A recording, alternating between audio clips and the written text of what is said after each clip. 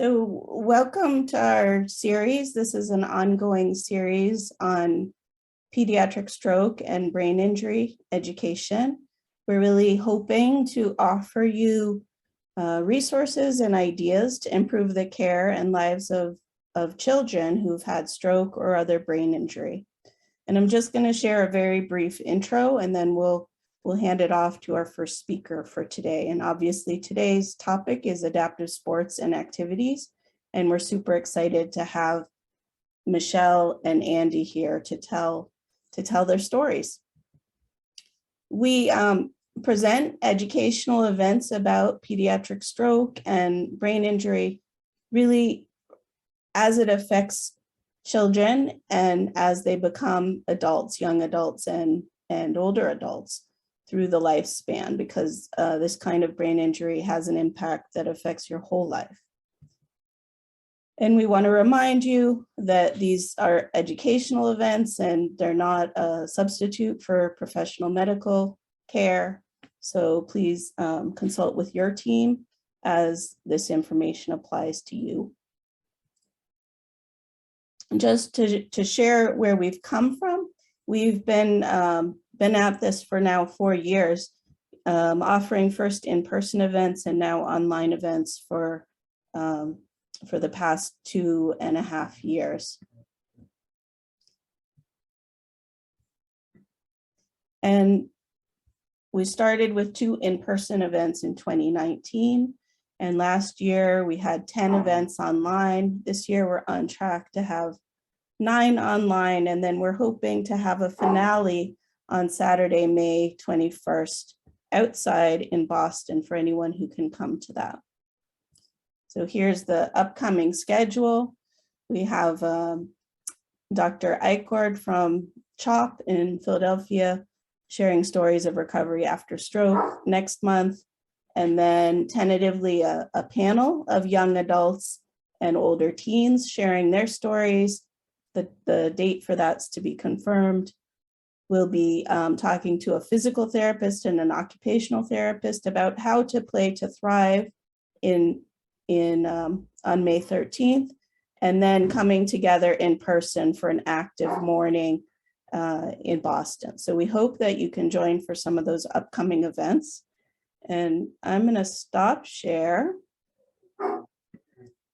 And I didn't say who I am. My name's Mara Yale. I'm mother to Echo, who's a 12-year-old stroke thriver.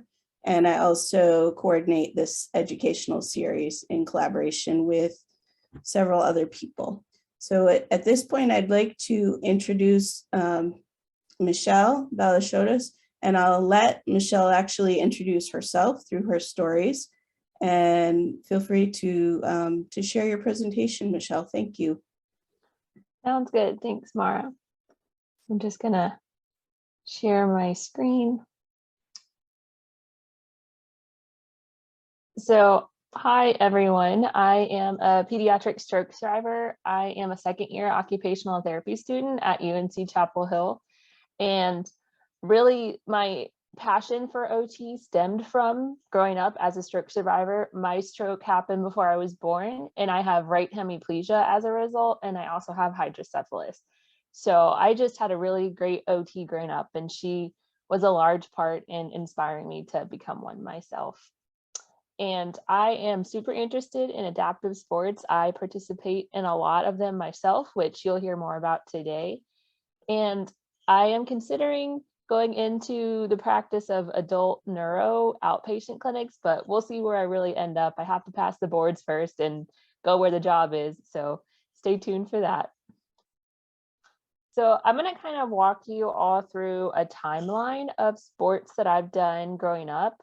And really in the earlier years, most of the time they weren't specifically adaptive sports. And I think that was largely due to the fact that at the younger age, it's not super competitive. But as I go on and into the older years, you'll see that I've joined more of adaptive sports programs. So I'll just go ahead and start with ballet. And I did that when I was 6 years old. It was an able-bodied group, and it was just through the local park district. So it really wasn't anything adaptive in that realm. And I don't really remember feeling different or, kind of out of place. I just participated to the best of my ability. I have no bad memories from it. Honestly, not many memories at all, but I just, remember having a good time. And then after ballet, I transitioned to softball, and I did that through the local park district when I was 8. Again, just fully able-bodied. And I'm pretty sure before I joined any of these sports organizations, my mom would kind of talk to the coach, talk to the person who's in charge, and just say, hey, she might look a little different when she plays this sport, but she's going to just participate to the best of her ability. And what was really cool about softball was that I worked with my occupational therapist and my dad, and they kind of came together with this idea to put a wire in my mitt, my like catching mitt for softball, to help me open my hand and actually be able to catch the ball. And that really helped a lot. And that was fun to kind of come together and figure out a way to problem solve that. And then I ran the bases. I cannot remember if I ever made a home run or if I got out a lot, but I remember hitting the ball to the bat, and that's what matters. So it was a fun time, but I really only did it for just one season. I don't think I was super passionate about it. And then I did soccer when I was age 8 and 9, and that was on a school league, I'm pretty sure, because everyone on the team I knew they went to my school, and some of them were in my classes. So that was in 3rd and 4th grade. And I think that was pretty beneficial to have people on the team that knew me and I knew them. And that really helped me feel accepted, and I didn't feel out of place. I didn't feel like anyone judged me or anything. Also, my mom did notice that during the soccer games themselves, that some of the parents maybe commented on how I was slower, and my mom kind of noticed that I was slower than the rest of the team, but it didn't really bother me, and she didn't bring it up to me while I was playing soccer, so I never really noticed it. I did tend to get blisters in the middle of every soccer game, though, because I would wear my AFO on my right leg, and I have decreased sensitivity on my right leg, so I kind of just, pushed through the pain. It was like, I want to play, I want to have fun. But my coach would kind of notice that I would be limping even more as the game went on, and would just pull me off pretty much halfway through the game. And then also there was an adaptive soccer day through the Chicago Fire. I don't have any more information on that. And then if they're still doing it, I'm not sure, but it was pretty fun just to kind of have a fun adaptive day and team up with the Chicago Fire team and just mess around that way. But I moved states, and also it started getting more competitive since I was getting older, and I just stopped soccer after that, but it was a really fun time. So swimming, I'm kind of rewinding a bit, because for that, I started when I was age 5. That was just through the local park district, the basics of swimming, the strokes and everything. And coincidentally, my swim instructor actually was the parent of a stroke survivor or a stroke survivor. And so that was a really cool coincidence, because she knew just how to push me and not to kind of ignore my right side, but to encourage me to use it more. So I think that really helped set me up to love to swim, love to be in the water. And I started swimming a lot more when I was ages 10 to 12, and that's when I was living in Georgia. They had a really great adaptive swim program called Ballet Sports, and it's for people with, I think, both physical and intellectual disabilities, but I really got involved in that. There was a great pool just for the Blaze team that we would utilize a couple times a week. But then I moved states, and there was no Blaze Sports when I moved to North Carolina. So I kind of was looking around, trying to find another adaptive sports organization. And that's just really one of the issues I've noticed as I move states, is that each state is different. There's not one consistent organization across the whole country. And it's kind of what's in your area is in your area. You might get lucky, you might be unlucky. So there was one adaptive team through the local park district here in Charlotte, but that didn't last very long. And I was really the only person who showed up to do That swim team. So, and that didn't last very long. So then I kind of hopped on and off of a couple able-bodied swim teams. And for that, I never really found my niche with that. Everyone was really sweet, but I think because I started swimming more kind of competitively later on, that I was the oldest and slowest swimmer on the team and I didn't really know anyone. So it wasn't super fun for me. I did end up getting classified for the Paralympics because there was a scout coach person who came to Charlotte, and I had been swimming. This was when I was in high school, and I had been swimming for a while. So that was kind of cool to get into it for a bit, but the coach was far away and I was kind of on my own. I didn't really have that team aspect. So it was awesome to go to my first swim meet and kind of see where I would get classified in the Paralympics, but I determined I didn't want to train that hard. And so now I really just swim for fun and I don't really stress about competing. But I will play, if it'll work, this video here, just so you can see a little bit of my swimming strokes. I think through all my years of therapy in swimming that I'm able to move my right arm pretty well. My kick isn't as strong, but that's definitely something I could improve over time, I feel like. But I really enjoy swimming just for exercise and fun. So transitioning to high school more so is marching band. Now, I know that's not a traditional sport, but I did want to highlight it because especially if you're marching, that's hard work. I did concert band throughout my whole years of middle school and high school, and I played the baritone or euphonium with just my left hand. But I knew that I wanted to do marching band, but coordinating the finger movements, marching with my legs and all that was going to be just too much for me. So I talked with my band director and he was really accommodating, really awesome. And I ended up playing the synth with just my left hand, as you can see in the picture there. And that really was the best fit for me. That way I didn't have to march. All I had to do was push the equipment, which I mean, hey, that helps, increase my arm strength. But honestly, it was really manageable. And if I was struggling, all of the band members would offer to help me if I needed it. But I really found some of my best friends through marching band and I really felt accepted. It was just a really fun time. And I encourage you, if your child is interested in band, to reach out to the band director and figure out a way to make it work for them if they're interested. So now we're getting more to the current years. I'm currently 24 years old and I do cycling now, honestly, more than when I was 19. But this all started through Bridge to Sports, which is a local adaptive sports organization in Durham, North Carolina. And that's really where I fell in love with cycling. And I started out just doing Saturday rides with them.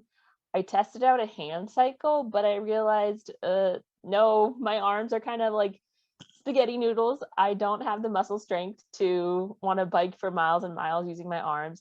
So I got fitted for a recumbent tricycle that you'll see here. And that's where I fell in love. It's super stable for me and I can go super fast on it. And I'm riding there with one of my friends I met through Bridge to Sports. She also has right hemiplegia or left hemiplegia. So we call ourselves Team Nemo and we say that we each have a lucky fin, and it's been really awesome to get to know her through cycling. But I did end up renting a bike during COVID just because I realized, hey, I really love this. It's a way to get outside. And eventually I was able to get my own bike through a Challenged Athletes Foundation grant. And that has been just amazing because ever since then, I've participated in a race called the Raven Rock Ramble, and that was a 50K. And I did that, I think it was in September. And I've just had a blast cycling for long distances, meeting new people. And that bike has really given me freedom. I tried to learn how to ride a two-wheel bike through a program. I forget, there was a name change. It used to be called Lose the Training Wheels, but it's something else now. That I think was tailored more for people with intellectual disabilities, and they didn't really have the knowledge base to adapt the bike to meet my physical needs. and I just didn't like feeling out of balance. So I'm really, really happy I've ended up with the recumbent tricycle. I also rock climb. I got into that relatively recently just with a friend. I was like, okay, I'll give it a shot. I am terrified of heights, but for some reason, if I don't look down, I have fun. And I really enjoy it, especially if someone I know is belaying me, because then they can kind of let me hang there, take a break if I need it, catch me if I fall.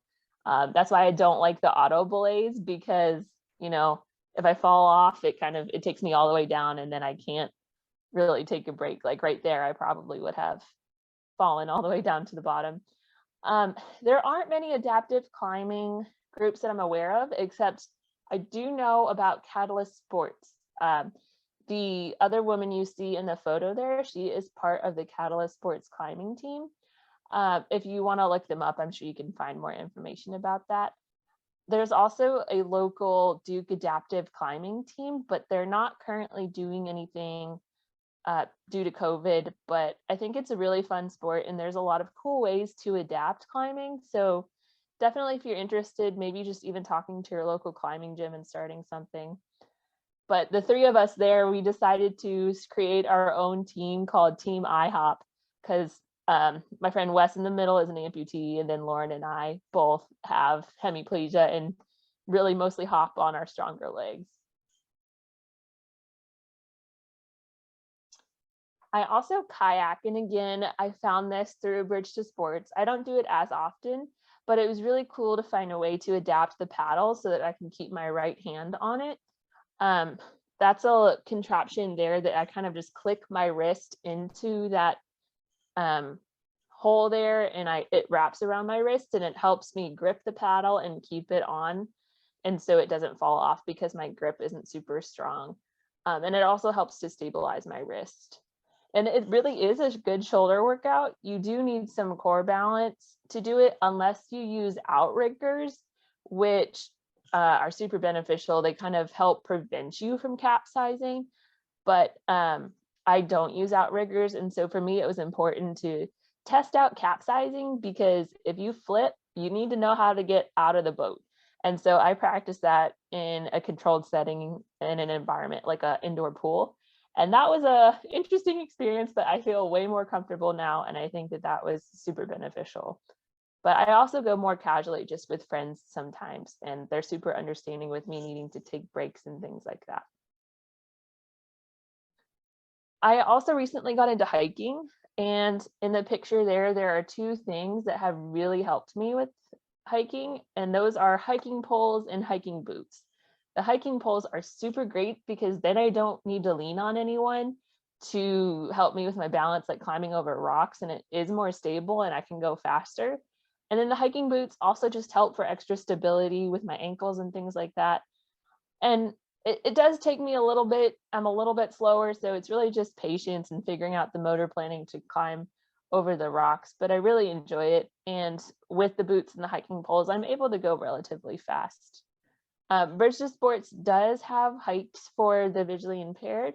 I don't know of any other local organizations, but I'm excited to hear about what anyone else on this call is aware of in their local area. But I thought that that was really cool that Bridge to Sports offers at least hikes for the visually impaired. I have done adaptive CrossFit, and in Raleigh, North Carolina, there's Neuse River CrossFit. They have free weekly classes at 1:00 on Saturdays. And that was really awesome because that motivated me to kind of get into it and see what I'm able to do. They're super modification friendly. They have seated athletes and neuro athletes. And so they modify it based on whatever your disability is. And Wheel Wad is an account on Instagram if you want to check them out. They show you a whole bunch of different adaptive athletes and just, ways of doing things through CrossFit. And they make sure not to injure myself. I don't push myself too far like you can in CrossFit. If something hurts, I stop, I modify it, and I don't try and go too hard. But this video here, it was really cool to figure out how to do a push-up because my right wrist is super weak and I've never been able to, but using that resistance band there, I was like, whoa, I'm able to go all the way down and do a push-up. So that was pretty cool to discover. And I am currently training for a mini sprint triathlon, but that is my limit. I am not going to be running more than 3 miles. I did a turkey trot, but I realized that that's pretty painful for my joints. I have some friends with CP who run track and have a really fun time, but that's my limit. I don't really have any modifications other than I don't go very far. Now, just very briefly, I'll go into some sports that aren't my favorite because, well, I know I've tried a lot of sports, not everything I enjoy.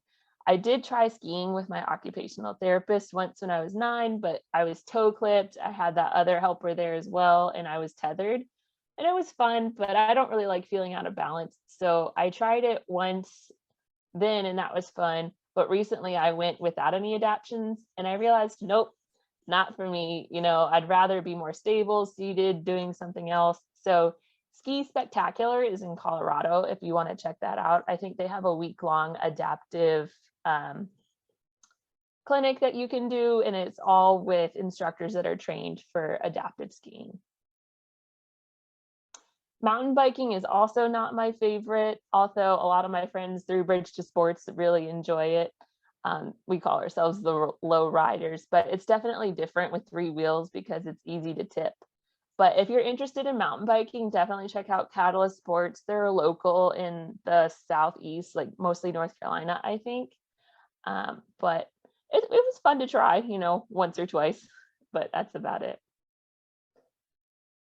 And then the last slide here is just me having fun with some friends. I'm always open to try new things. I tried slacklining, which is kind of like gave me flashbacks from PT working on the balance beam. But still, I realized, you know, I won't be able to do things like everyone else. I'm still going to need to lean on my friends for support and for balance. But it was fun just to mess around with them and to try. And I did try golf through Bridge to Sports. All I needed for that was my wrist splint for stability, but ended up liking that as well. So I know that was a lot because I like to try a lot and try a lot of new things, but I hope you enjoyed learning more about them. And if you have any questions about anything, once we go through all the presentations, I'm happy to answer more questions. Thank you so much, Michelle, for sharing the journey from the protagonist. We really cannot speak more to the questions and the inspiration that can come from like living, thriving, learning, developing after having had brain injury than what you do. So that's why we didn't talk too much. And I don't want to take any time from Andy. Andy, I'm going to ask you to introduce yourself as well, and then we open up for the discussions. Mara, am I missing anything else? Andy, you can take it on. All right. Hey, everyone. I'm Andy. Thank you guys for coming. I'm going to talk about physical activity or exercise and why it's important and why it's harder for individuals who are stroke or brain injury survivors to get adequate physical activity.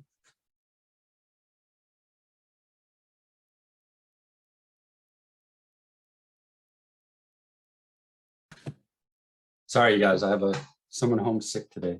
All right, so where was I?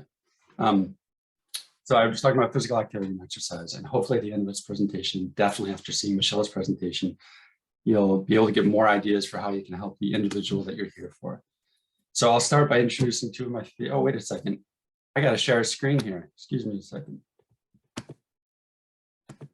So here we go. Can everybody see that? Thumbs up, maybe Mara or Patty. Good. Yes, we can see it. Don't forget to introduce yourself, Andy. I will. Yeah, I'm actually going to do that a little more in a second, in a couple of slides. So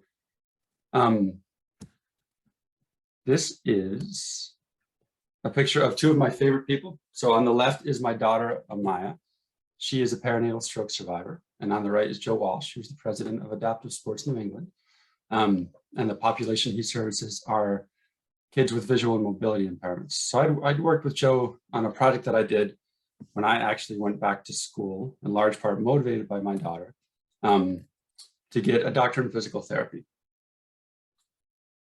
So I'm the parent of Amaya, and this actually is a picture of me graduating from physical therapy. Believe it or not, I was graduating while coaching my son's soccer team. It was very anticlimactic. I'm on a Zoom call, just like I am right now, on the sidelines. And I also, so now I'm a physical therapist. I work at a company called Peak Physical Therapy. It services the South Shore, just south of Boston. And I found that as a parent of a perinatal stroke survivor, it was hard to find a place that didn't turn my daughter away, whether it's because she had a neurodiagnosis, because of her age, and had a lot to offer. So I'm glad that I'm able to work where I do. Now I'm going to go back and see, even though this is a personal, I'm here supporting my daughter, and that was in large part what encouraged me to change careers.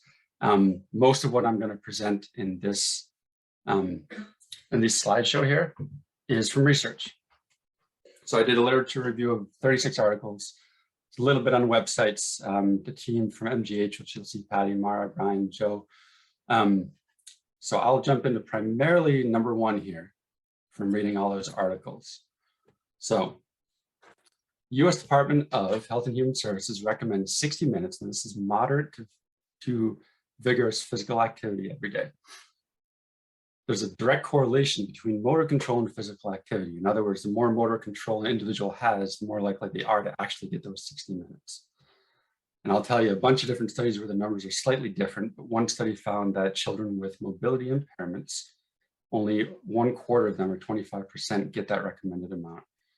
And when I looked at numbers pre-pandemic, so in 2019, ASNE is Adaptive Sports New England, and we extrapolated the numbers for the greater Boston area, we found that only 5% of the eligible population actually participated in one single event during 2019.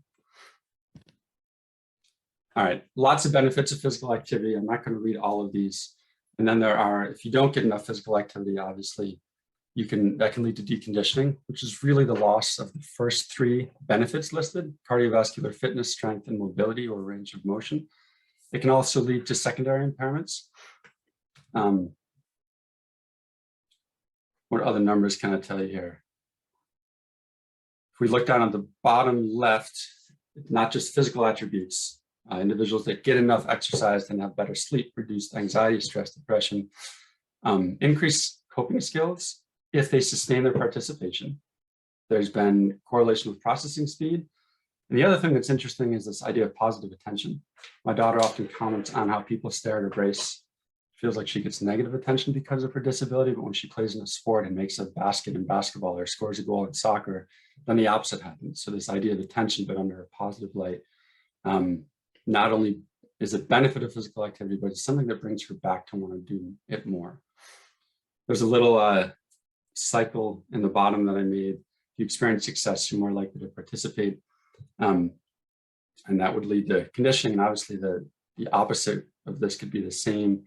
Individuals that are discouraged from participation, that can lead to deconditioning, can raise their weight, can lead to issues with self-image, can also reduce their social connections, which depending on the individual can be a very big motivator to participate in these sports or activities. All right, what I've done here, this isn't the best graphic, sorry, I made it using Google Slides, but I tried to do a quick timeline. So this is age 0 up to 16. My daughter right now is 13. And I was thinking about all the physical activities she's done. You know, if we look up here, early intervention is up through about age 3, and then she's done adaptive sports at various points, outpatient physical therapy, school physical therapy, but at some point these start to interrupt her from her daily life. They start to take away from the academics. Then there's a point where she entered in community sports. But she's getting to the age where I don't think that's really going to be an option anymore to play for team sports anymore. I'll talk more about that in a minute. So then at what point will she kind of switch to more individual sports? And we saw an amazing kind of selection of sports, if you will, that Michelle presented on. And I think that access to these is getting better and better.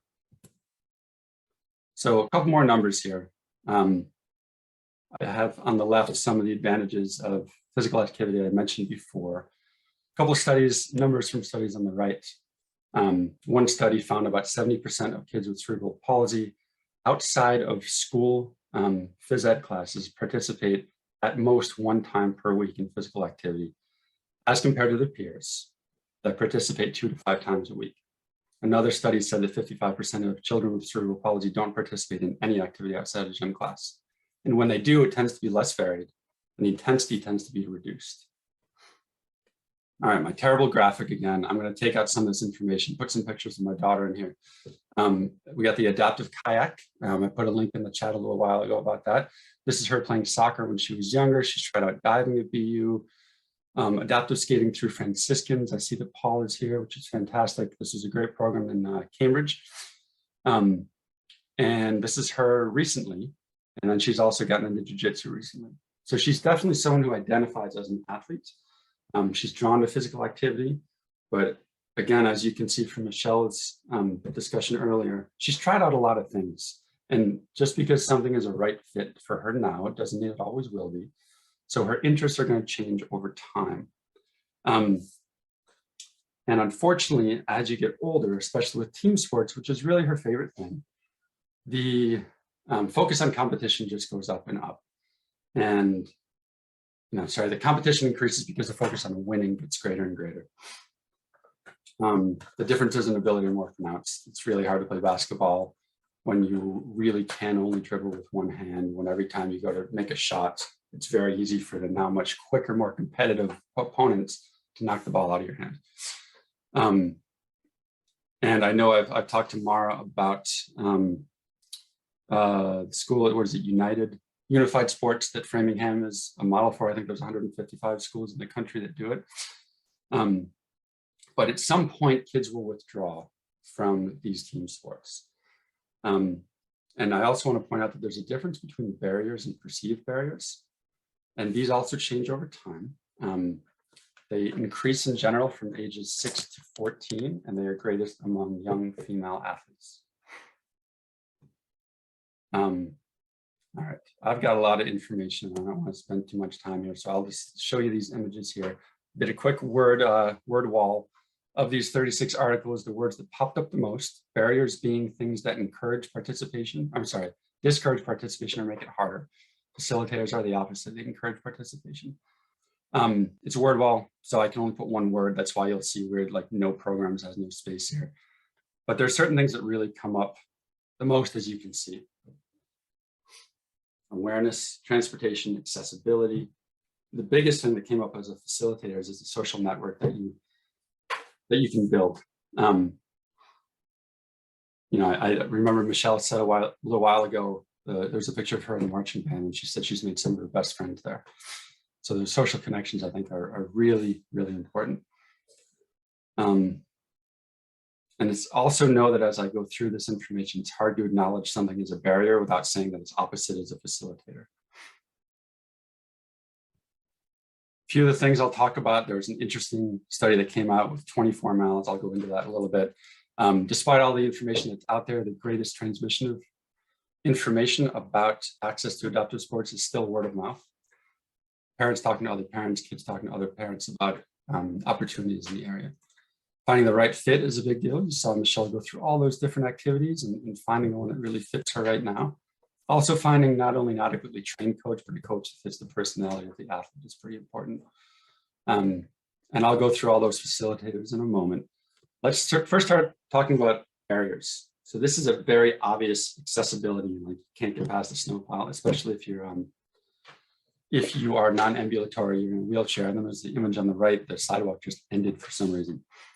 But I don't want to diminish the idea of accessibility because there's another component that's not as obvious, which I would say accessibility to information. I talked to Joe about a year and a half ago about all the newsletters he sends out. He knows how many are opened and how many people who actually open them actually read them. Information is constantly changing. And I think of how impatient that I've become in 2022, right? I love the last one, food near me now, right? Like I want it right now. I want the information now, and it's really hard to sift through all this information. And there are some websites for if I want to play a sport in Boston, I can very quickly find one. And with 3 clicks, I've signed up for a team. And it's just not that easy for someone who needs adaptive equipment or adaptive sports. So I had mentioned one of the barriers was distance, which I would argue is time. I just had a quick black and white image of Massachusetts here, the stars about where Boston is. And the study said that anything beyond 24 miles was not sustainable. In other words, people would go one time to this event and then they wouldn't go back again. So I quickly looked at some of the adaptive events in the greater Boston area, and did a little almost Venn diagram, like, oh, if I lived here, maybe I'm within that 24 miles of 3 sports. All right. But then there's also finding the right fit. And also considering that if there's this many in the greater Boston area, what does the rest of the state have? If you're from the Boston area, you know that 24 miles is maybe about an hour on a weekend. And it's hard to, parents have busy lives, kids have busy lives, and they have siblings, and how do you sustain participation when you have to spend that much time in the car? And in addition to that, there's the right fit. This, much to my chagrin, I love winter. I love winter sports. My daughter decided that she hated them after trialing them many times, right? But at the same time, I think some of these things are just really hard for someone with her mobility challenges.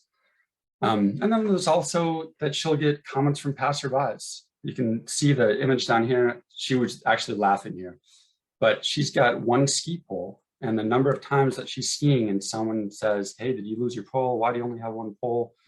And it's really uncomfortable for her. And one of the articles I read talked about how people with these mobility impairments will try to exercise at a time when no one else does because they're tired of the comments.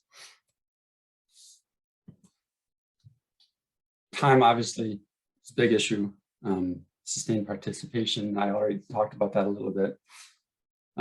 Another way that time is a barrier is that parents need to equalize their time among the siblings. Sometimes I've heard comments where my child with a mobility impairment has so many medical appointments during the week that I feel like I need to give the other children time to go do their events. It can also conflict, these adaptive sports or even inclusive sports can conflict with medical appointments. The other thing to consider is that learning a sport when your motor control is impaired takes longer. So there's actually more of a time commitment to learn these sports than it is for able-bodied or typically developing peers. I have a video that I didn't have time to put in here, but it's of years of me helping my daughter learn how to ride a bike camps, constraint-induced movement therapy camps where they would focus on that, bike riding for an hour a day. And then we would work in the park. And in the background, you can see my son who in 10 or 15 minutes learned how to ride a bike. It took her years to learn. You're also up against a lot of physical challenges. I think the metabolic demand is one that's often overlooked. It takes a tremendous amount of energy just to walk. So if you're running, it takes that much more, and you wonder why my daughter might get fatigued at halftime in a basketball game. It's a much higher metabolic demand just to walk. Other barriers, finding adaptive equipment. Michelle, the idea of the glove is awesome. I wish that we had thought of that. And my daughter would always just do that. What I remember Jim Abbott doing, where he would tuck his glove under his hand and then grab the softball and throw it, or the baseball for him. Adequately trained coaches, I think, is a really big issue that we could talk more at another point, but just because someone believes they're adequately trained, I think that doesn't necessarily mean that they are. There's really a lot of understanding that is missing among coaches, well-intentioned coaches. I talked about this a little bit already. Parents' experience with sports can definitely be a facilitator. So at this point, I'm going to kind of transition from barriers to facilitators. Self-esteem can really be one or the other, right? It can boost your self-esteem if you're successful in a sport. And then the next thing I want to talk about is this idea of athletic identity and experiencing success, which in the literature, it suggested that those were the 2 most profound facilitators to participation in these sports. Got an image of both of them having to win something around the same time. She won a triathlon, he won a Little League championship.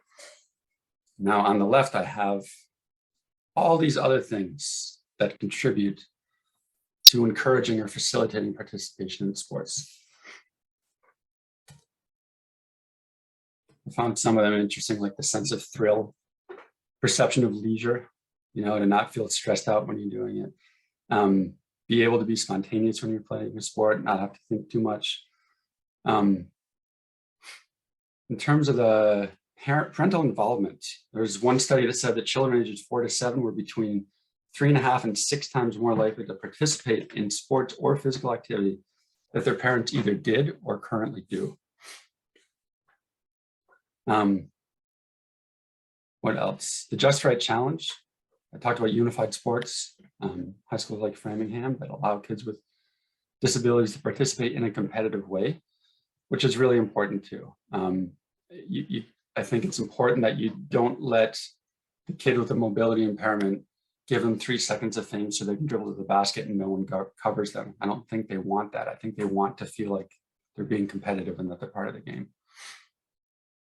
Having a sibling and a role model. I just threw out my little personal take on, I think it's a shame that the Paralympics has done so much work to be able to have their events broadcast. And I feel like no one watched the Olympics this year. And that can have a pretty profound effect on these young athletes. My daughter had a swim teacher that had a limb difference, and she listened to her like she never listened to any other coach before that. Real quick, just a study that mentioned a single point of contact is very important. I talked about accessibility to information, not having to shop around and get the information from maybe your physical therapist and your pediatrician and your coach and a website. It's nice to just be able to go to one point. And this was encouraged. I think it was a 2016 article that said a single point of contact would increase participation.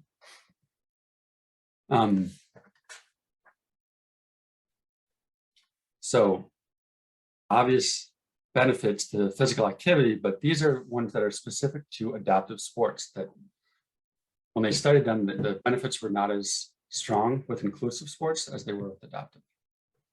Increases in strength, range of motion, and sports-specific skills. And then the social benefits. One author described adaptive sports as a bridge to create these social networks.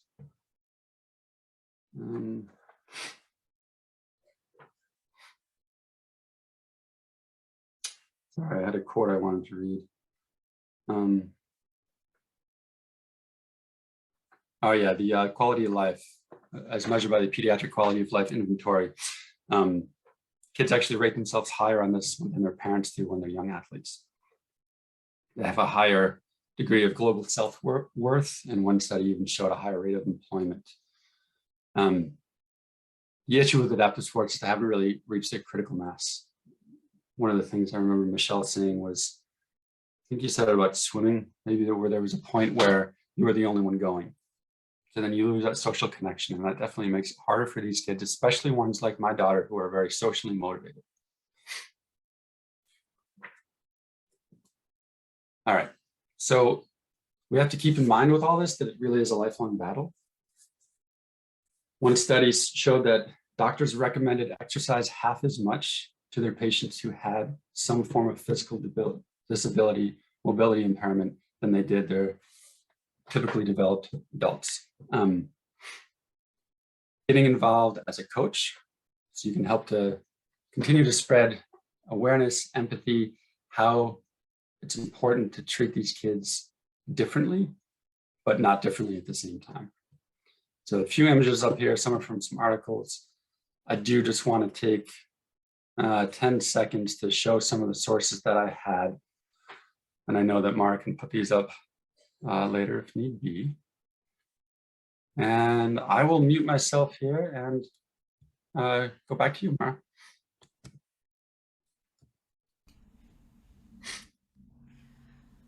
Thank you so much, Andy.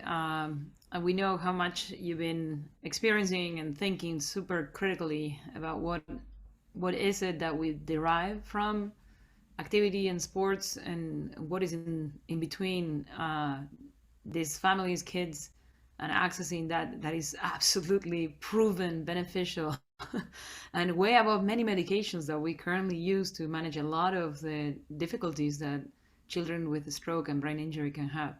So we've been working together with Andy also on applications for studies to really start up the research that it will demonstrate also the specific contributions of certain adaptive sports as alternatives to therapies, because we believe they're as strong in terms of providing support and rehabilitation and development help for kids with brain injury. So thank you again. And I know, Joe, I think you are in the call. And I also thank you guys for taking the lead on this series also 2 years ago, almost October, when we had to start with the remote after the pandemic started, and adaptive sports was the first talk that we did, and we had gone a long way on organizing also the community and making them more aware of the benefits and how to access this. I think the barriers are real. So I'm gonna pass it on to Mara. I think, Mara, you have a couple of questions already in the chat, and we look forward to the discussion. Great. So we invite everyone who's comfortable to come on camera to build the sense of community and put yourself into gallery view so you can see all the faces, promote the social connections that Andy was speaking of. I'm going to take the questions in order that they were in chat, but if you're available to speak, we'd actually like to invite you to ask your question out loud. So the first one that I see is from Amy Alanis. Yeah, hi, thank you. I have a 6-year-old who had a perinatal stroke. He's a right hemi. He's had a lot of issues with behavior and anxiety and attention. And we finally got him a one-on-one aid in school, and it's been really helpful to keep him focused. And he's just starting to show an interest in extracurricular activities. He's not really been interested before, mostly around music and theater and tennis, actually.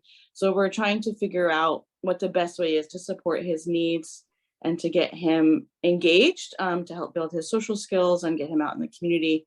And I'm just curious if people have used an aid or some kind of support in these kind of group activities, or whether it's more helpful to just kind of let go and see what happens. I just, with a lot of our kids, once they have one negative experience, they kind of shut down and don't want to go back. And I don't want to give him an initial negative experience. I want to be able to set him up for success, but also don't want him to feel different. So we're just trying to figure out how to get him into group activities and what the best way is to do that given his needs.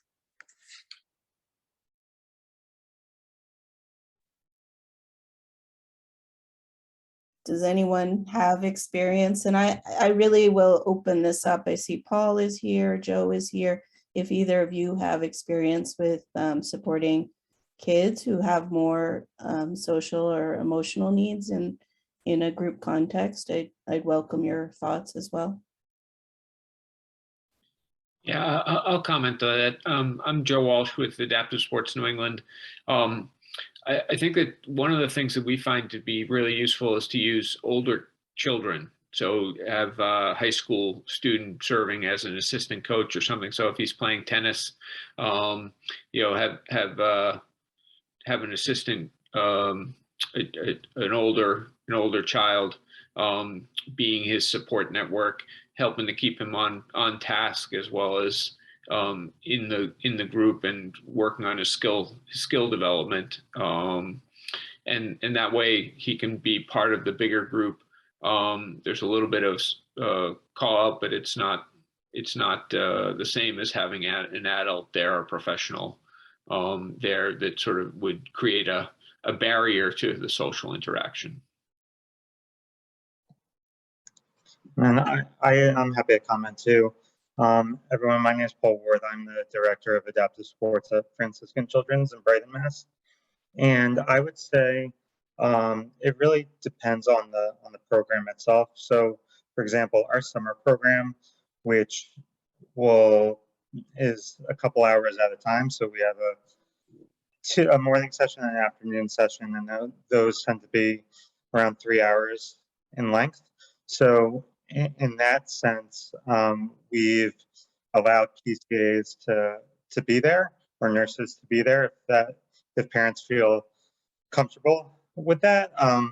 Some of them don't mind. I mean, we have in that sort of program, we have a nurse on hand, as well as a bunch. We're fortunate that at our hospital, we're associated with a day school, and a lot of those teachers, or some of those teachers, make up some of our staff. So they're very familiar with doing toileting and things of that nature. So for the longer programs, I would say it depends on the parent and what they feel comfortable with. For something that's a little bit shorter, like an hour-long program, I mean, again, it depends on COVID and our restrictions, but we try to be as family friendly as possible. Kind of like Andy said, it's a great time for parents to build that social network as well. So especially if it's outside right now, we try to make sure that parents are allowed to be there, or PCAs or whoever else is helping their child be there in case they need help during that hour-long program. I hope that helps. Thanks. Yeah, that was helpful. Thank you. Maya asked about some of the adaptive tools, and what we're going to do is take all the links that Michelle and Andy provided and build up a PDF that I can share with all of you. So I'll do that next week. So I don't want to take time to do that right now. Some of it has been shared in the chat, like Andy shared an adaptive kayak link. Catherine, you have a question that came just to me. Before you move, I think Jordine, you have a comment to Amy. Oh, thanks, Dr. Mosolino. Yeah, Amy. So my son is in first grade. He's and my cat is 1 year old, and he has right hemiplegia and some impulsivity and behavioral stuff as well. Not super serious, but enough that he has a halftime aid. And this is the first season in April where he's expressed interest in an after-school program. And we live in Newton, and the program is run by, it's called like Newton Community Education. So the email addresses are actually the school department email. And I was really reluctant, but I emailed the person who's in charge and said, hey, do you think he can access this? And like that day or two, they got in touch with the aides at his elementary school, and they're going to staff it with an aide who's familiar. So you can always ask the question. And he's not the only kid. A kid with autism in his class that also has a lot of shared services is also going to get an aide. So I think, and then, on surveys about the Newton School Department and stuff, I've like named those people in programs saying they're providing more accessibility to make sure like everybody up to the mayor knows. Thank you. I appreciate the extra eyes on the chat. It's pretty active. So Catherine, you had asked me a question in the private chat that I'd love for you to ask to the group. Yes, Jordan, I love your enthusiasm. And I wanted to say, Michelle, I just was you're so brave and courageous. And I was watching these things. I kept saying, oh, but he can't do that. He can't do that. He can't do that. And I'm just feeling overwhelmed. My son had his first series of strokes at 9 years old. He had been a beautiful swimmer, and on the swim team, he would go out and practice by himself. He took it very seriously.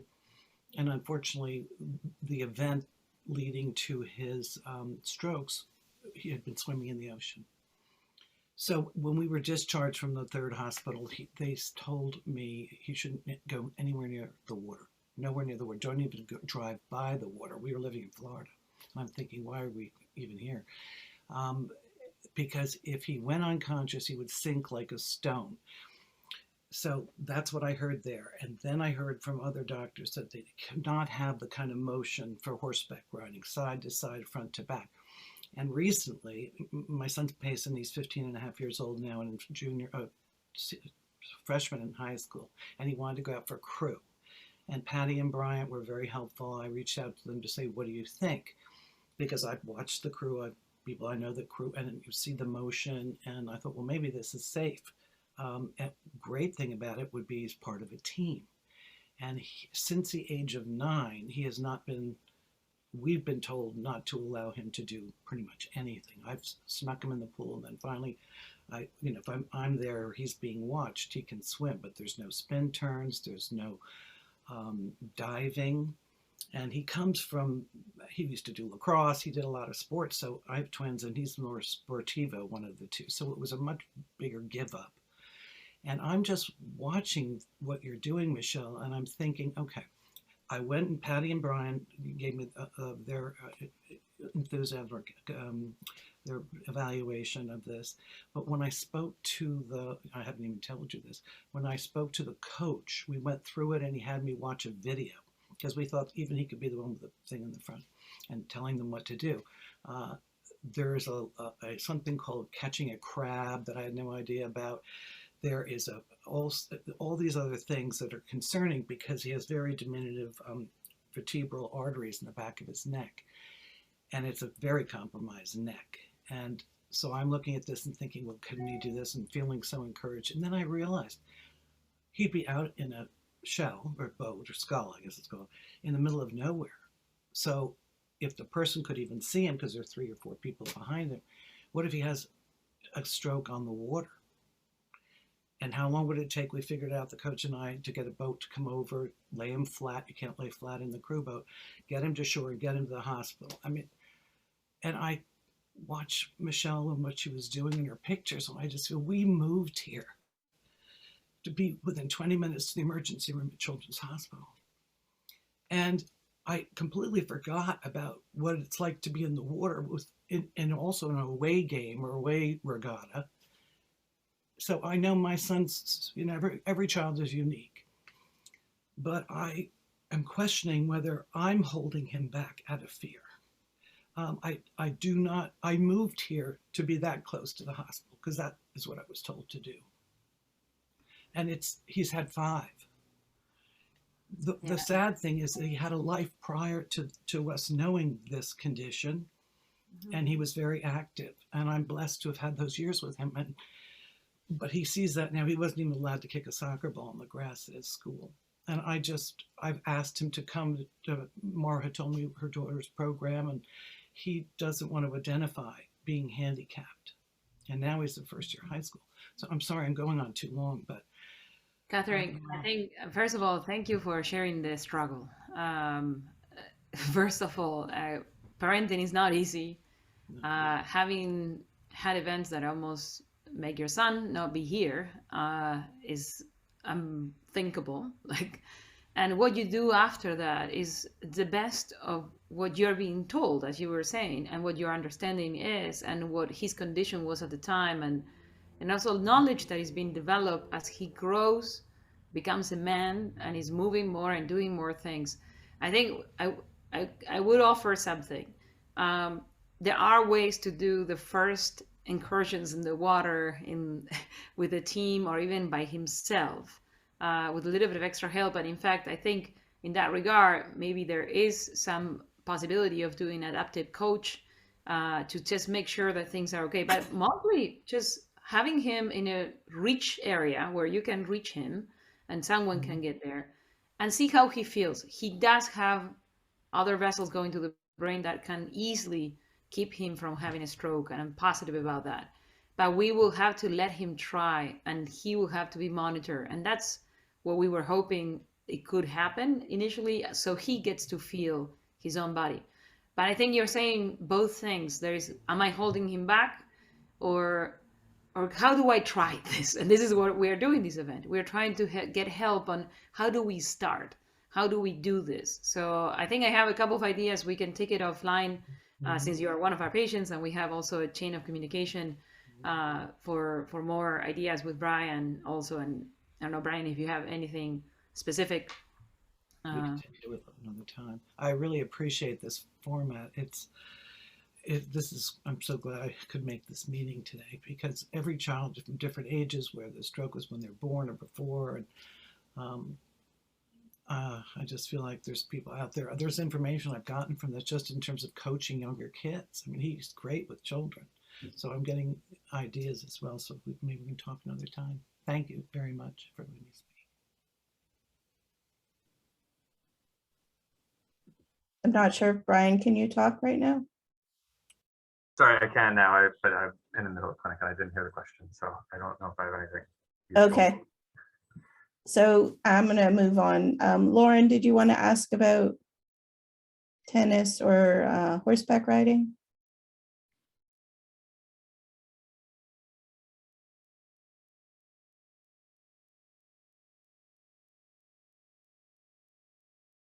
I did answer that in the chat if you want me to kind of reiterate what I said there. Yeah. Please reiterate, because for the recording, the Right. chat's not visible. Yeah, sure. So I think the question was just what have I tried in terms of tennis and horseback riding, if I've tried them. I did do tennis through just a recreation course at my university in undergrad. That was my first time ever trying it. And for me, I would hold the racket in my unaffected hand, and I was able to hold the ball and like figure out a way to serve it where I didn't need to do too much with my affected hand. But for me, tennis was a lot of movement, like turning and twisting with your ankles on the court and just like running back and forth. I like my left ankle, my unaffected one, kind of got strained because I would do so much with it. So tennis was kind of a lot, probably wasn't the best fit for me, but then I tried out pickleball, which was a smaller court and it's a lighter racket and it's just kind of more manageable. And I enjoy that a lot more, but it's kind of the same motions as tennis, just kind of, you know, easier on the body, in my opinion. And then in terms of horseback riding, I think I might have ridden a horse once through like Girl Scouts, but I felt unstable that high up, and you know, I don't like heights. I don't like feeling out of balance. That's me personally. I know there are other stroke survivors who don't have as much of that anxiety, but so I haven't really tried it too much, but I have heard great things. And now that I'm older and open to trying new things, I'm definitely more willing to try it more. But I think it really would help for core strength and balance if that's your goal as well. And I'm going to have you answer the question from Leslie about the wire for the softball glove. I think that's another one you might have answered in the chat. Yeah, sure. So the wire, I wish I could remember what it was called. Maybe my mom could chime in if she remembers. But we kind of just weaved it through the back of the mitt. It was you could bend it, but it wouldn't really bend easily on its own. So anything of that type of consistency for the wire, I think would help. And it kind of just stayed open on its own. I think it was my husband who did it, and I think it was a coat hanger. It kind of kept the mitt open so she could catch the ball, and she didn't have to use her fingers to open and close the mitt. And actually, I'll chime in here about mitts, because my child plays ice hockey goalie and needs to catch with their affected hand. And we're having some challenges with that. They're now 12 and playing on more competitive teams still within the community. And we're getting a lot of ideas generated by many of the people on this call. So Joe had some ideas. Brian is connecting us with folks at Spalding who design adaptive sports equipment. And we even have an equipment manufacturer, Vaughn, who makes goalie equipment, and videos of players who are playing at a high level in college or even NHL prospects who have had adaptive equipment made by this manufacturer. So the price point for the adaptive glove is, you know, $400 or $500. It's within reach for fundraising, certainly, or an investment.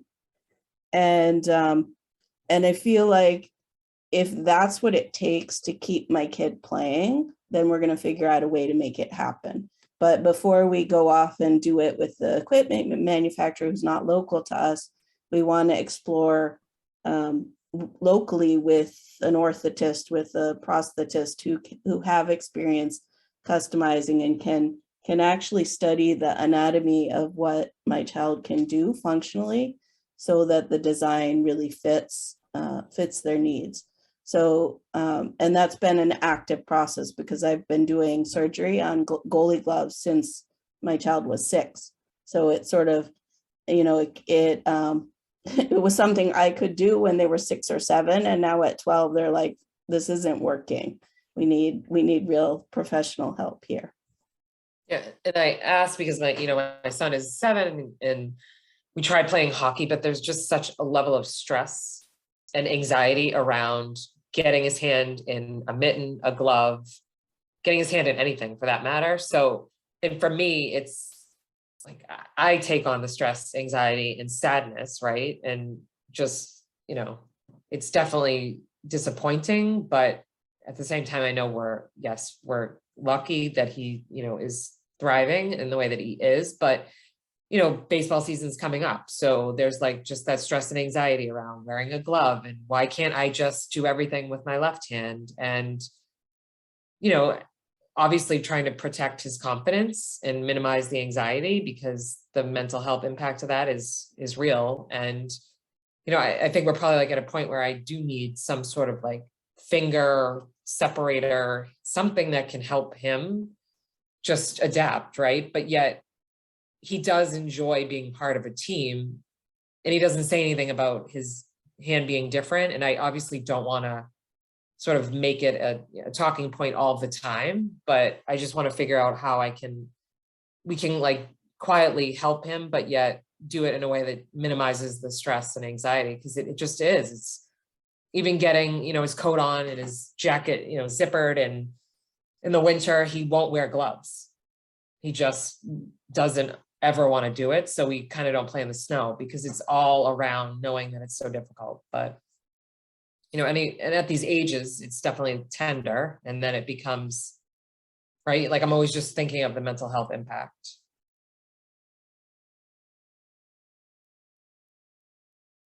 So I want to share one other story about the gloves just for soccer. So my child also plays goalie in soccer, and we connected through CP soccer camp last summer with the family of an older child who it turns out the mom has figured out how to sew adaptive gloves. So the soccer goalie gloves are usually something that you have to work pretty hard to get your hand into with a cuff, and she cuts the back out of the hand. If I have a chance, I'll go find it to show you. And so that it's just much easier to slide the hand in because there's basically direct access to seeing where each finger goes. So I just think it's really creative what she was doing, and she even wants to start like an Etsy shop to help other people with that. So that's just an example of how we can help each other. I'm gonna call on Christina, who had a question about Special Olympics, actually a couple questions. Hi, so I had 2 questions. One was just a general question about Special Olympics because I didn't hear anyone mention it. Pre-COVID, my son wasn't old enough. I think you have to be 8. He's 9 now. And I know they have, I think it's like unified something division where you don't even have to be a person with a disability to participate. And then my second question was just generally, my son is 9, as I said, and he's just not interested in sports. And our neurologist actually recommended no contact sports, no skiing, I guess sort of the like riskier sports. So I'm just wondering if anyone has a strategy, because we're trying track this spring. It starts in a few weeks. He just would rather sit and read a book. If anyone has any suggestions or strategies. I can comment on Special Olympics. It's not our program, but I'm pretty familiar with it. Special Olympics focus, their mission is to serve individuals who have intellectual disabilities, and they're really good. A lot of the local programs are really good about being inclusive even in their specialized programs that are targeted at that population, and allowing other kids to come in and play, whether they have a disability or not, or whether they have an intellectual disability or not. But the focus, their whole raison d'etre is to support kids and adults who have intellectual disabilities. The unified program is a strategy that they have to blend kids who have intellectual disabilities and kids who don't, to play on the same team in a, like Andy was talking about, a competitive environment, but with at a more of a modest level of competitiveness, so that there's, you know, games and keeping score and everybody gets a chance to play, and but the just the level of play is more accommodating to more kids. They generally, there's in high school, at least in Massachusetts, there's programs in basketball at the high school level and track and field at the high school level. So that's a little snapshot on Special Olympics programs. You can find more on their sites. As far as track and field, I love track and field for a lot of kids as an option. So I'd say that's a great thing to explore. And you can, a good track club will make that really fun. So if your first choice of track clubs doesn't seem to be a good match, look around for potentially another track club that might be maybe a little bit further away, but maybe a better match to explore, because it's really all about who the specific coaches are there and their strategies. So. And you, Christina, you had a second question about how to get child into. Yeah, a child that's not interested in sports to try sports. His sister did track last spring, and so I saw it at the weekend practices, and it's just like an hour like track workout. Seemed like something he could do. So I signed him up, for him something to try. It's a rec program, so it's kids from school, just get him outside for fresh air. But he'd rather sit and read a book. He's, like a professor in training, or read about ancient cultures, or take an online class. So he's just generally not interested in anything sports related. Can I chime in here I'm Michelle's mom, and we have 3 kids, and my husband and I are not athletic in the least. We didn't do any team sports. I mean, we're active, but we're not athletes. And so I felt pressure to put all 3 kids in sports because everybody was doing sports. Our oldest son, he ended up being an athlete, but really when he was younger, nothing was working for him. And I kept putting him on these teams and he didn't play. And then our middle daughter would rather read a book, like you were saying about your son. And she is now very active. She hikes and she does what she wants, but she was not interested in sports. And then we tried Michelle, and you've heard her story, but giving them the opportunity, not every kid needs to, or has a desire to do sports. They need to be active, but they don't all have to be on a team. So that's just my 2 cents. It's just giving them the opportunity and letting them do what they're comfortable doing. Because you want it to be fun. You don't want it to be hard on them. I also wanted to, I texted you, Christina, because my son also was told not to do contact sports initially, but since they've since gotten rid of that, though he won't be doing contact sports anyway because he doesn't care for them. But I have found, because he also, like, when I took him to baseball, he actually just refused and just sat on the sideline and wouldn't even, there was no negotiating. I recently, he started fencing, which needs some adaptation depending on what his ability level is. Potentially, but then there's not really any contact, especially at the younger levels. And there's a lot of literature in fencing. There's a lot of, stories about fencing, and that might be interesting for someone who's into books. And I have recently put him in private gymnastics lessons, which has been a little bit of a game changer. It's been really hard because he's always comparing himself to other kids, and he wasn't like when I would call about adaptive, he was like just on the fence physically, but also a lot of the adaptive classes had to do with only behavioral issues, and they were like, he just won't fit into the group, and so I couldn't also put him there. So it kind of put us in a bad situation. And I found that having him do the stuff where he had to race against other people or do anything against kids in just the general community, he would very quickly withdraw. But so far, the fencing and the gymnastics, and he's 12 now, he just has started biking. It's been a long road, and I have to get some adaptive pedal stuff, but we're just getting there. And I have found that he's like, I want to go biking again. So these things that don't require this, these Team. around teams that make him feel bad have been really helpful. Okay, good. Thank you. Christina, I want to add a little bit about something that you're all touching, which is it's not only sports. I don't know if you guys saw Michelle's journey. There is a lot of activities that don't have to do with sports.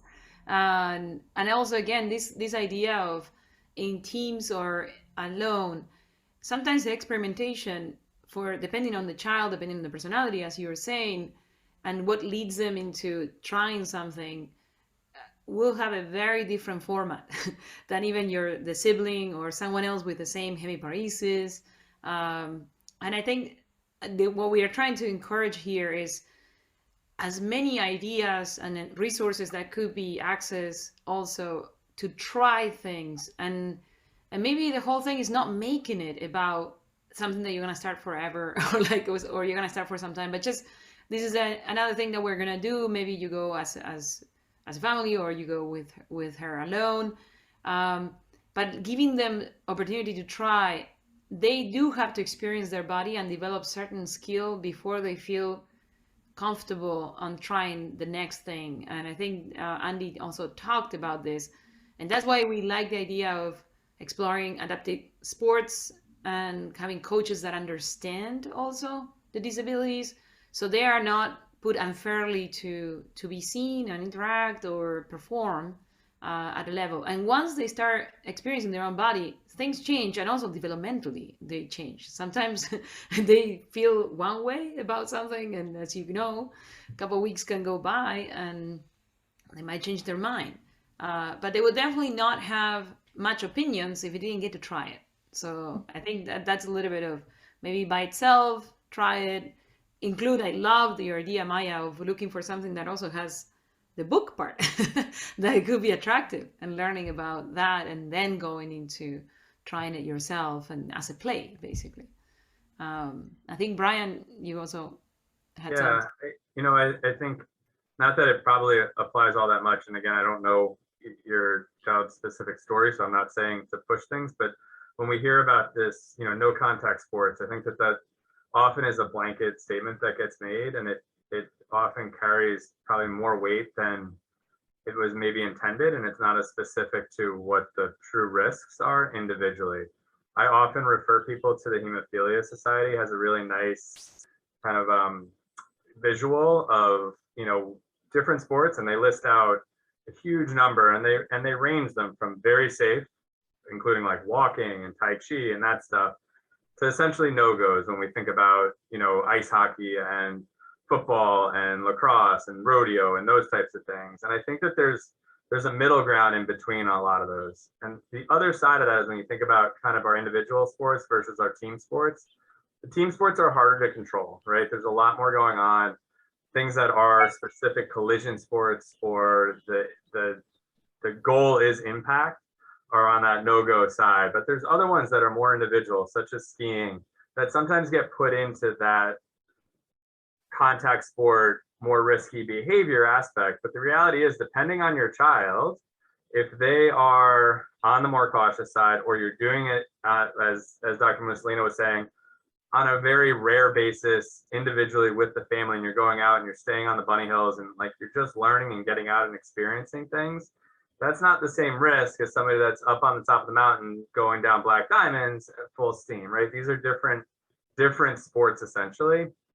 And I think being specific and thoughtful about it, when we start thinking about kids that are limited in terms of what type of things they have access to, are limited in terms of how often they're going to do things, to then put another limitation on the amount of sports that they can do without being thoughtful about it, I want to make sure that we're stepping back and saying, yes, this is your risk, and this is why that one is not, we're not going to do that sport, and not just saying anything that comes into the potential high risk is off limits, but really being thoughtful. Because I think, Catherine has a great, they were essentially told no crew, but when you step back and you look at what are we worried about, what are our risks, and why not?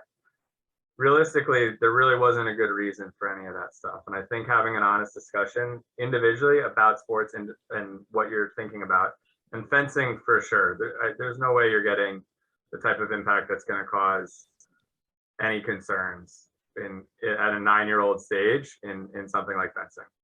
We will ask you, Brian, to send us this is, I don't know if you guys Yeah, know, hemophilic patients have a risk of bleeding very easily for minimal contact sometimes, and if they bleed inside the head, that could be lethal. It's a type of stroke.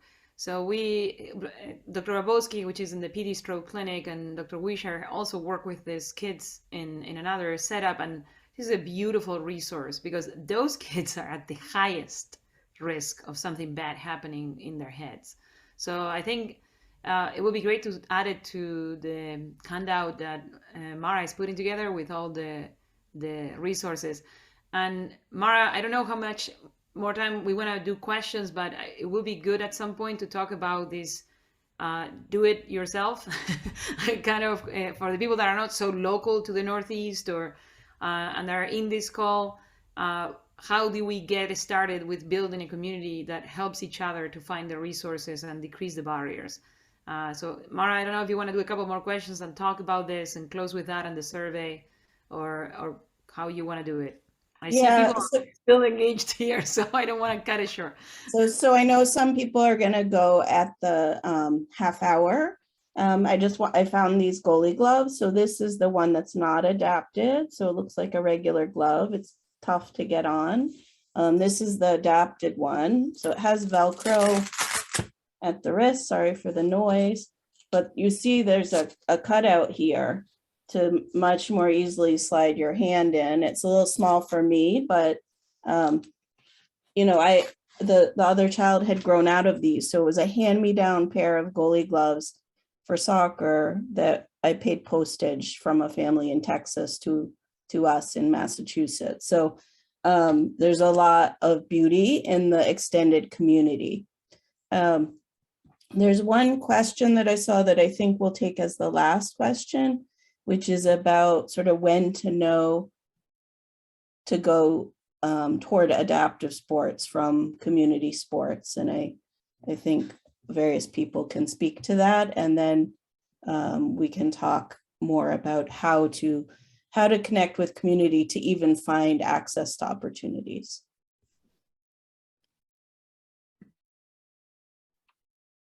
Joe, you want to go? Ahead. Sorry, Michelle. I saw Joe unmuted. Yeah, I'd speak very quickly to it and say that there's a wide range of kids out there, and we have kids in our adapted programs that also are competing on their high school teams in sports like track and field and swimming, and I don't know that there's any magic formula, but the adaptive programs are definitely a higher focus on developing the specific skills that the kids need, kids who have disabilities need, that we can help them with. And sometimes the adaptive programs don't have quite the same social networks as the community sports. So having some sort of overlap between the two, or looking at the profile of the child and how they fit into their different opportunities is really the solution.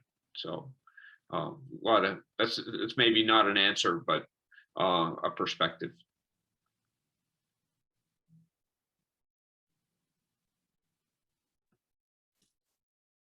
Does anyone else want to chime in on that? Michelle, did you? I know you've got to run. Yeah, I was just about to put my email in chat, but I think you said that perfectly, Joe, just in terms of, I've seen that too, of people with disabilities joining their high school leagues. It's just, to me, the key is making sure they're having fun and they feel accepted, whether that is on an adaptive sport or an able-bodied team. I think that that's most important. And that's kind of what I found through swimming. Like, I didn't enjoy certain groups, so I moved on and found something different. Thanks so much, Michelle and Andy, for joining us. I think Andy might have dropped off, but this has been really wonderful. I'm going to shift gears and just talk about the things that Patty mentioned for a moment, but then I'll follow up with email with them. So we have resources for a number of geographic regions, mostly centered in the United States. I know sometimes we've had an international audience, and there are different analog organizations in some other countries. So one grassroots way to start to get this kind of information together is just to like share a Google spreadsheet or have a point person who's collecting activities that have worked in a local area.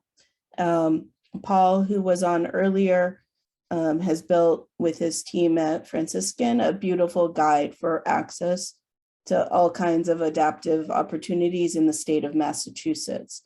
So there are local and regional opportunities, and part of inviting Michelle was our first event where Joe and Andy and somebody else from the local Boston area spoke, was all very Boston, New England centric.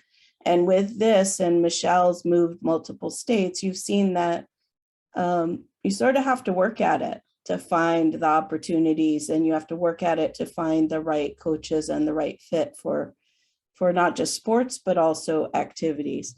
And so we'll share those resources that we've aggregated, as well as a blank way to get started if you're in a geographic region where it's not so easy to find obvious opportunities. And I will also be sending out a survey by email as a follow-up. So I think we'll close here. Thanks everyone so much. Can I squeeze two more things? Guys, we are trying to also improve these webinars and educational series, both the remote and the in-person. We really need your feedback, and if you have speakers, experts, your local care providers that you think are awesome people that could help with their wisdom and share it, we are super happy to work with them. We're trying to partner with also international organizations, as you guys seen increasingly, so to really expand the access and also like the relevance of what we are doing to more people, not just the people that live in the area we have our practice or started this from. So we need you to complete the survey as much as you can and use the boxes to say what you really want and propose things. The other thing that I wanted to say is there has been a nation survey about during the pandemic and before the pandemic, and there's age group between 8 to teenage years. The OTPT school drop, and more than 2/3 of these kids do not access any therapies. So when we are talking about activities and adaptive sports that we consider therapeutic, and they have proven to be therapeutic, I cannot emphasize more why you want to start anywhere you are at any age to try these things, because it ends up being the primary support for continuing to have the ability to recover and learn and develop new skills.